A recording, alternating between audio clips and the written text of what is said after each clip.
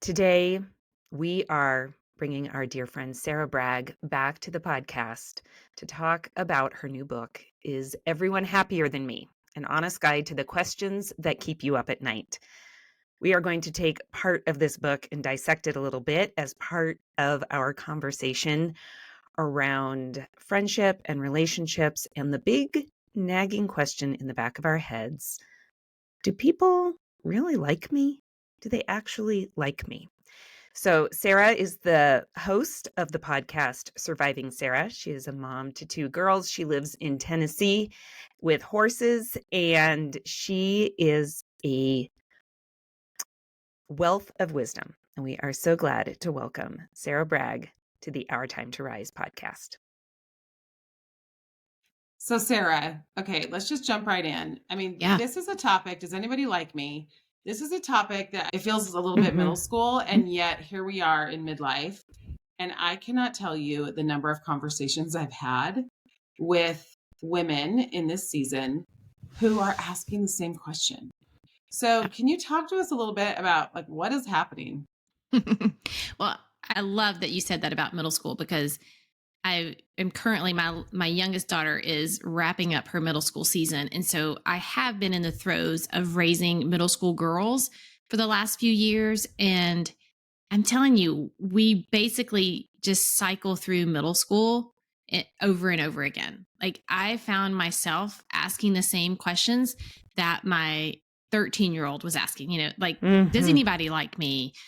Do I matter? Does anybody notice if I'm gone? Am I invisible? Am I happy? Like all the same things that my daughter is asking, I am asking. And I think I don't know, I think there's something unique about that because you think about how much developmentally is going on at that age where they're trying to figure out who they are and what they like and where they belong. And I sort of feel like we're back in that same spectrum as women, especially if you've gone through a season of maybe you worked at a certain job for a long time into middle school. And that's different. There's just all these different seasons that happen, or maybe your marriage ended and you're starting anew.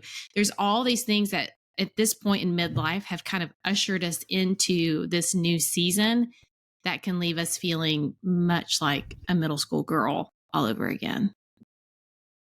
Yeah, it gets to confidence, right? Which I think sometimes with transition, we're maybe transitioning out of a season that feels really familiar. We knew what our role was. We were confident in our calling there.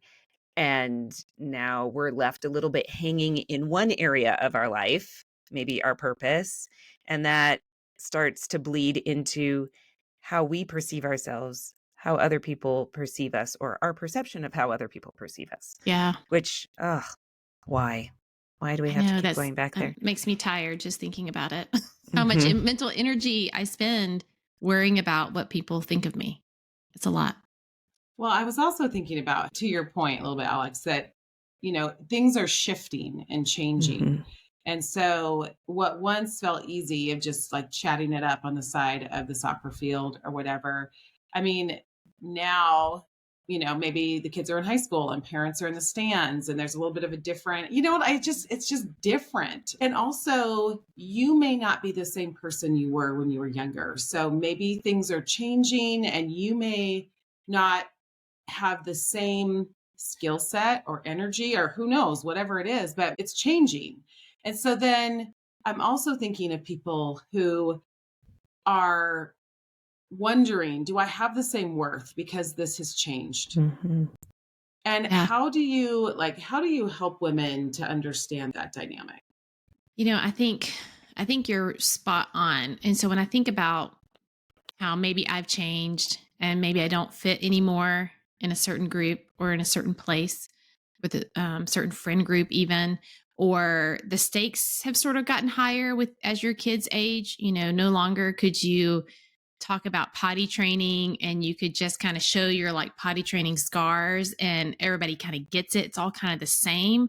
But then when your kids get older and they're teenagers or in their early adulthood and they're making choices for themselves that, you're a little bit like, oh, like, what are people going to think about that? Like, how are they going to judge my parenting based on this? And so the stakes have gotten a little higher. And so I keep thinking how all of those things have that, I guess, shame in common when it comes down to it, when it comes down to our worth, that we are afraid, we feel very vulnerable in those moments.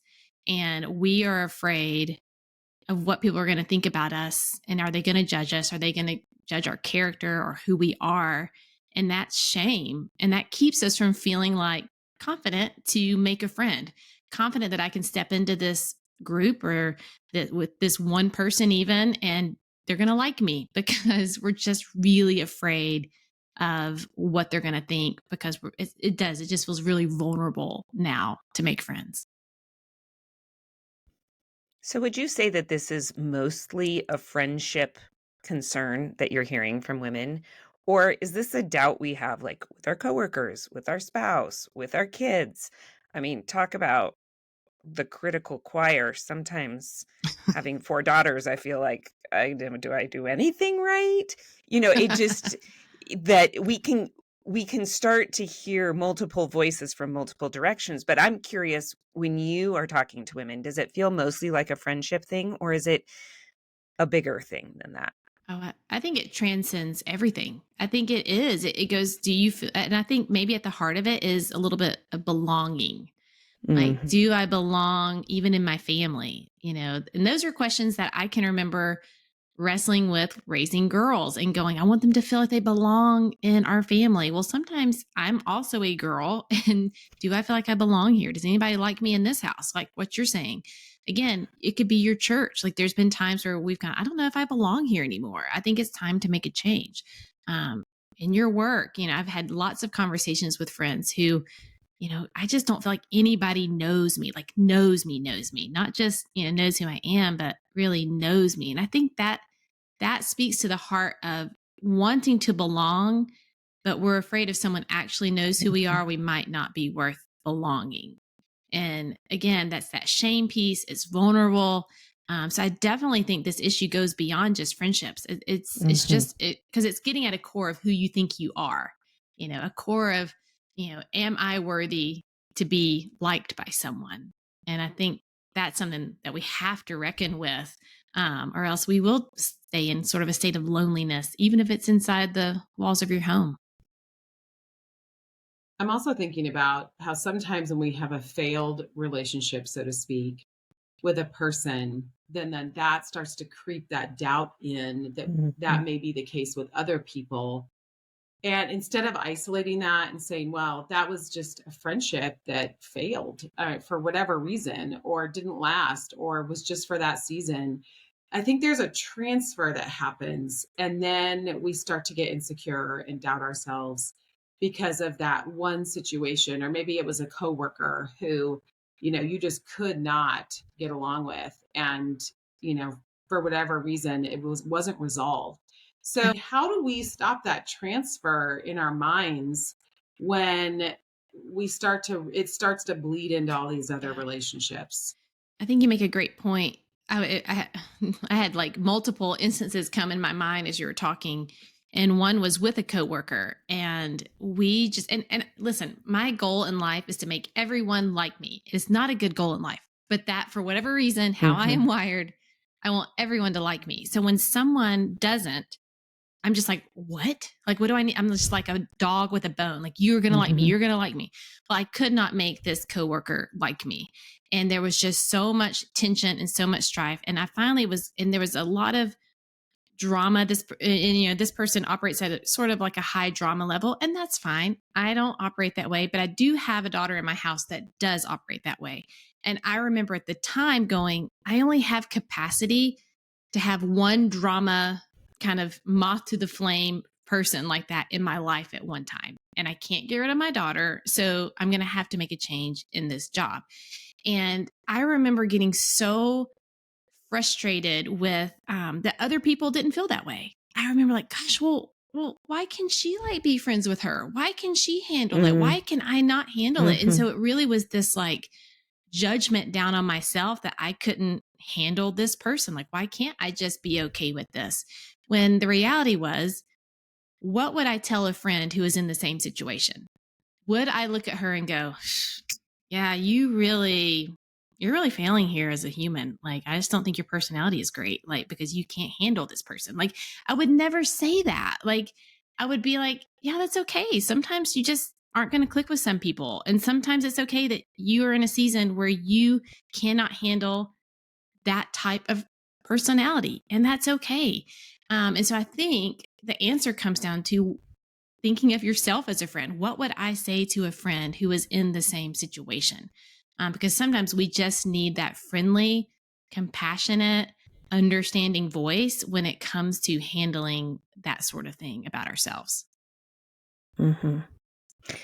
What would you say to the flip side of that? I'm thinking of, I don't know, about a month ago, I had a day where I felt like, okay, I seem to be having conflict with everyone in my life. I am the common denominator.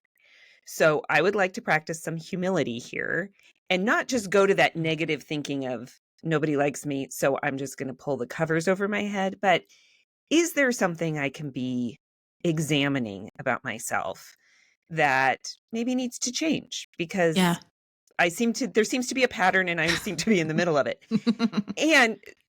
And so we have to walk that line, right?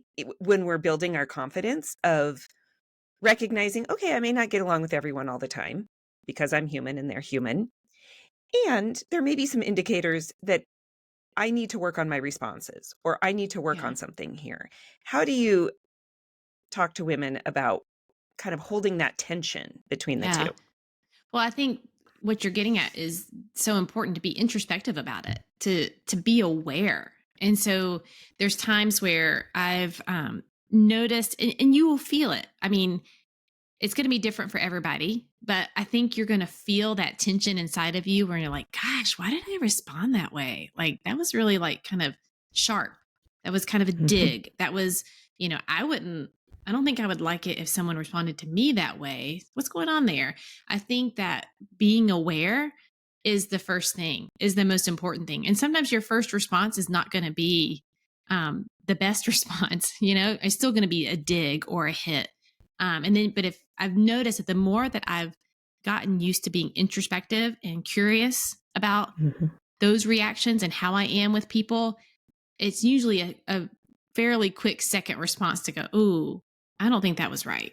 I don't know that that was the best me that came to the table, or that, so I feel like that being introspective, getting curious, being aware, so that you can go, yeah, that really wasn't great of me to respond that way. I am the common denominator here. And what is that common denominator? It's me just being kind of like, mad about everything. Well, I don't want to be a mad person all the time. So what do I need to do to curb that? Like, what do I need to build into my life to help me feel a little more peace and less angst? What do I like starting there, like get to like just keep working yourself back so that you can go, okay, well, you know what? I'm so taxed.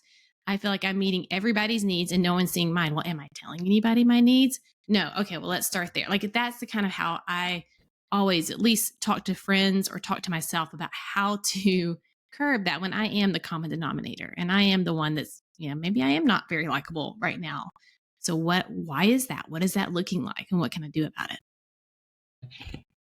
it? In my leadership coaching, I mean, that truly is one of the things we focus on first is self-awareness, because any type can be a great leader, but if they're not self-aware, they're not going to be a great leader, period. Yeah. I mean, that's just the bottom line.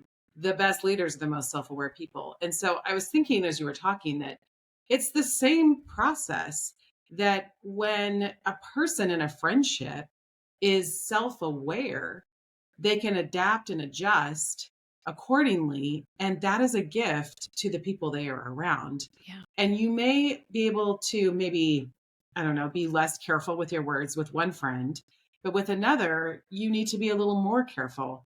And that's that self-awareness piece, that we adapt according to who people are around us. Yeah. And like Alex, to your point, we have humility about it when we don't do it well, so that we go to people, and it creates safety actually when we're doing that. It creates, hey, Yeah. was that hard for you to hear that statement, or did I offend you in that way? Because then there's that safety of, it's first of all okay to make mistakes. Okay, that's important. It's okay to make mistakes in friendship. And two, it's okay to say, I didn't do that right. Because, then we both have permission to do that when we don't do that right. Yeah. I just did that with a friend last week. We were on the call together and I noticed that she got quiet. And then she was like, okay, well, I've got to go. So have a good weekend. And I was like, oh, I just got off and I was like, something just felt wrong. That's what we like, just paying attention. That's something like that doesn't sit right. So then I reached back out, left a voice memo like, hey, is everything okay? Did I offend you when I said that? Just checking in. And it was, and everything was fine. She's like, oh no, I wasn't offended. I literally just was like, dawned on me, I had to run. But it was like, whatever, paying attention to her reaction made me go, oh, let me just check in. And I think that's what being that self-aware, it makes you a good friend because you're being an active listener in that way. You're being active in that relationship versus, I don't know, being sort of like a bulldozer, just coming through and like, I've got my agenda and this is what I'm doing. And, if you're going to get run over, if not, Mm-hmm. Yeah. I just did that. Yeah. This week in a meeting, after a meeting at work. I said something, I saw someone's response and was like, okay, noted. Maybe that didn't come out right. So afterwards I asked her, hey, did I essentially bulldoze, but was I too aggressive is what I said in how that came out. She said, no, it was fine. But I would have carried what I would have carried in my mind if I hadn't asked her is I was too aggressive. I was, and I would have carried that false narrative with me because of her expression. And built up a story in your head about it. Yeah. Which research actually, this is so interesting. Research actually shows, like they have data on this, that we actually don't read other people's minds well at all. That when they actually have studied it, we're wrong. I think it's like close to 85% of that percentage might be wrong, but it's somewhere in there. It's high. Yeah. Practice of asking directly is so good. Well, and I think, don't you think there's something to like that confirmation bias plays in? Like if you are expecting that they're not going to handle that well, that suggestion well, and their face is making a face, like you're going to be like, oh, I see it, even though that's not true because you'd already predetermined in your mind they are not going to like this. And this goes back to the whole middle school thing. When my oldest was in middle school, she has not a great resting face. My daughter, she looks like she hates you at all times. And I would tell her, I'm like, listen, I think if you just tried to like smile a little bit, like just look like inviting, like, hi, like I want to be your friend. She could never figure it out. But she would come home and she'd tell me about this girl. Like, she just like hates me, like blah, blah, blah, like very middle school. And so finally she got to high school and she's like, oh yeah, so-and-so like Addie, like we're friends. And I was like, wait. I thought you said Addie didn't like you. She's like, oh no, it turns out she's always liked me. And I'm like, that's exactly what it is. She just assumed this girl didn't like her. And so she had that confirmation bias, that belief set how she was going to interact with other people. And instead she was completely wrong. Just like what you said, that study suggests. Mm-hmm. Well, speaking of studies, in this chapter in your book, you do reference a study from the University of Kansas on developing friendships. And, I guess I have never really thought about how much time it takes to become somebody's friend. Because friendship has kind of happened in my life. I mean, I am very intentional with people, but I haven't thought like, okay, my 6-month plan is to have one new friend, or my 2-year plan moving in. And maybe it's because as an adult, I have not moved a lot. Whereas I think women who maybe move all the time have had to be a little bit more intentional about this. But I was surprised at how long it takes to build what's considered kind of a casual friendship. And then what's considered an even deeper friendship. So can you speak to that a little bit? Because that was surprising to me. Yeah, I wrote down, so I make sure I got this right. It says that it takes between 40 and 60 hours to form just a casual friendship. So that's, showing up on the soccer field every Saturday and you're with these people for 1 hour a week. Like, you're building this casual friendship. 80 to 100 hours to transition into being more of a friend, like call a friend, and then more than 200 hours together to become good friends. And I think that, to me, on one hand, I'm sure some people go, oh my gosh, now I'm depressed. I'll never have a friend. I'm sure I could see where people would do that. But on the other hand, it was kind of reassuring to go, okay, sometimes we go into it and we expect to walk out of this one meeting as best friends when it just doesn't work that way. It Mhm. just takes intentional time. I imagine in my head when I say that, like a jar, and you're just putting marbles in the jar. It's going to take time to fill up that jar. And that's really what it is. I think about I've become friends with one of the other girls that my daughter rides horses with. I've become friends with her mom. And it's because we've spent an hour every week together sitting in lessons. And then you go to horse shows together, and that's, 18 billion hours in one day together. So that really makes it quick. But you're building. So we're in that friend zone. But then I think about like one of my best friends, and we would spend every Friday going for a walk for anywhere from 1 to 3 hours, how long, depending on how slow we strolled. But we have built this friendship over time, because that's a lot of hours. When you go for the last, 3 years, we've spent 2 hours together every week. That's going to build into that really good friendship. And so I don't know. I think it's helpful to know it's just going Mhm. to take time. And you're right. Like, we moved from Atlanta to Tennessee. My girls were in middle school, and that was not only middle school, but it was the end of the pandemic, or the shutdown at least. And so, that was a whole different season, making friends in that way. No longer are you showing up at elementary schools and, having parties, and, kids are having birthday parties. Like, you're just literally, I don't know, on a lonely island as a mom once you get into that season. And so it's definitely been a different ball game making friends moving at this stage of life than when we moved to Atlanta when my girls were 3 and 5. That was a whole different ball game. I made friends so much faster in that season than I have in this season. You bring up an interesting point. I hear a lot of people say a couple of things. One, if they move, the community they move into, they're like, no one wants new friendships. I Mhm. can't seem Yep. to make friends because nobody wants to like meet anyone new. But secondly, I think to this study's point, I think people know how long it takes to develop friendships. And I find that women in midlife, they actually will often like say, I don't want new friends. Yeah. I don't really have time to have new friends. And Yes. my adult children are taking more time, they're taking more energy, we're maybe traveling more to see them, or maybe they've got grandkids now. But I hear people saying Yeah. that. So, what do we do with that, Sarah? Because that's a problem as well, that we kind of close Mhm. down and close our Yeah. hearts a little bit to new friendships because of the time and the energy that it takes. Yeah. I mean, that is so true. I mean, all of that is 100% true.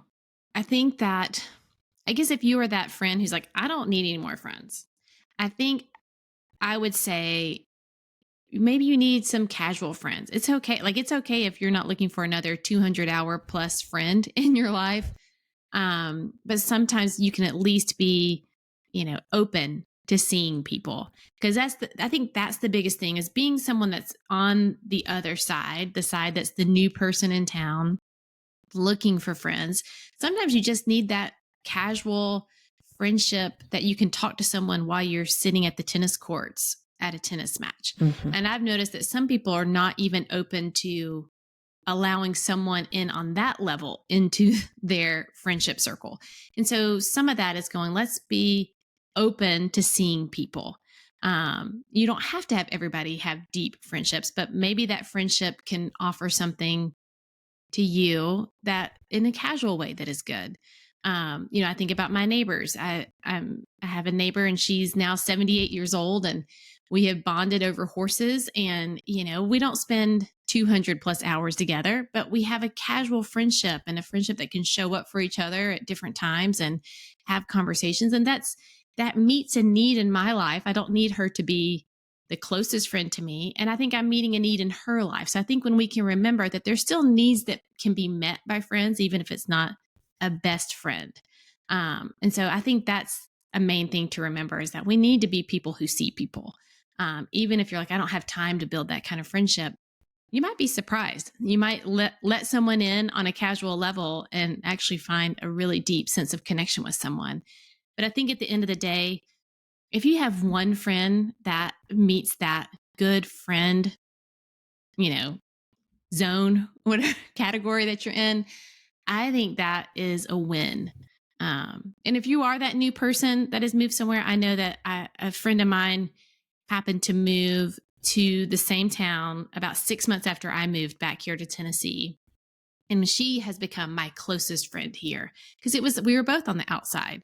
So I think even just keeping your eyes open to someone who else that might be in that same ballpark as you, that might also be new, might be a great starting point to finding a friend. Mm-hmm.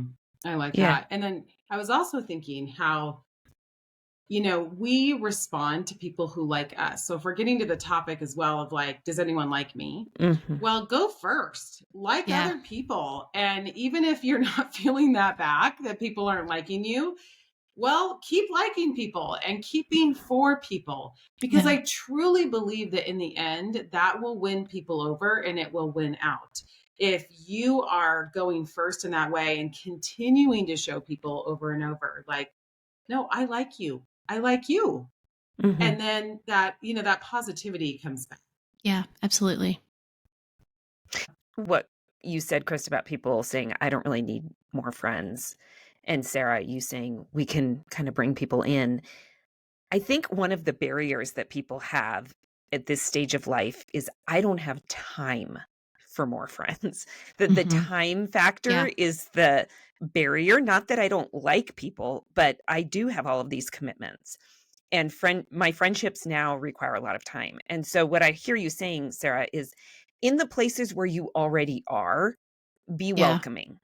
So you Yes. already are going to be sitting watching the tennis match. So why not be friendly with the person sitting Exactly. next to you? Because it's not going to take any more time.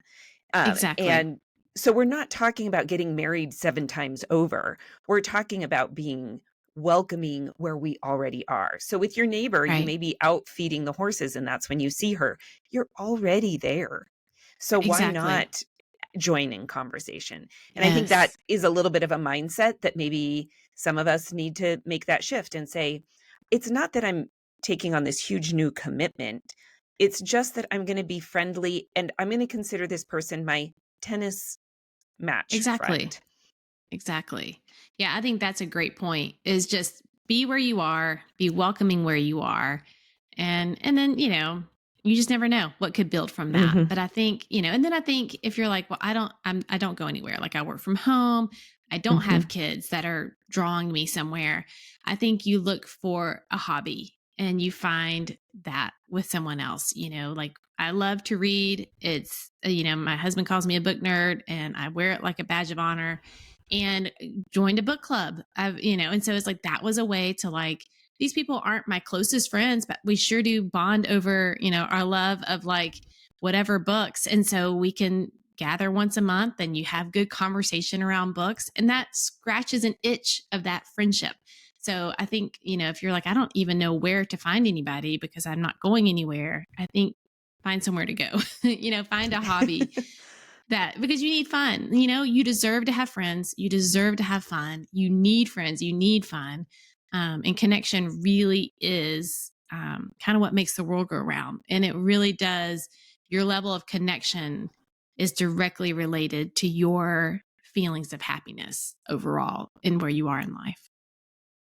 It is. I mean, that is well studied at this point, and I think that's really important to underscore and underline.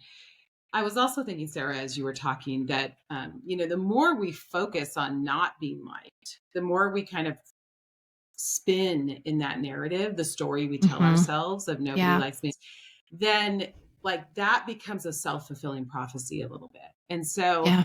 really taking action steps to move out of that space. And that's what I hear you saying. Those are like really practical action steps.